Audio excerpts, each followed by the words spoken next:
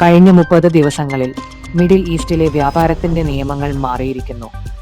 ഒരു സമയം സ്ഥിരമായിരുന്നതു ഇപ്പോൾ അനിശ്ചിതമാണ്.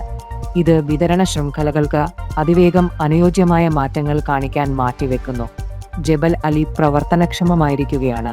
എന്നാൽ ഹോർമൂസ് കണ്ണിയിലൂടെ ഉണ്ടായ രുധിരമായ വ്യതിയാനങ്ങൾ കാരണം കപ്പലുകളുടെ തിരക്കഥ ത്രൂപുട്ട് 25 മുതൽ 30% വരെ കുറയുകയും സമയക്രമത്തിൽ മാറ്റങ്ങൾ വരുത്തുകയും ചെയ്യുന്നു.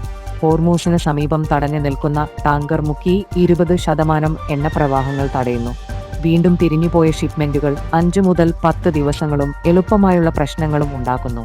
കണ്ടെയ്നർ സർചാർജ് $2 - 4K വരെ ഉയരുന്നു.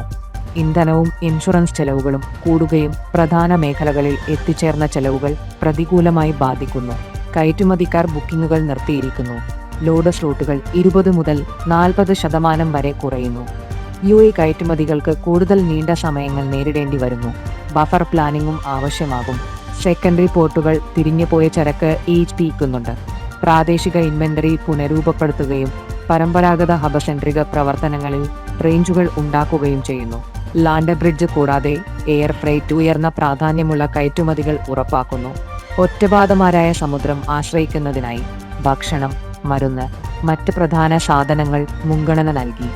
ബഫർ സ്റ്റോക്കുകൾ 1 മാസത്തോളം വൈകിപ്പോകലുകൾ കുറയ്ക്കുന്നു. പരിമിതമായ ഇൻഷുറൻസ് സുരക്ഷിതമായ റൂട്ടിംഗ് നിർബന്ധപ്പെടുത്തുന്നു. ഉയർന്ന മൂല്യമുള്ള ചരക്കുകൾക്ക് സുരക്ഷിതമായ UAE ഡെലിവറി ഉറപ്പാക്കാൻ അധിക ചാർജുകൾ നേരിടേണ്ടി വരുന്നു.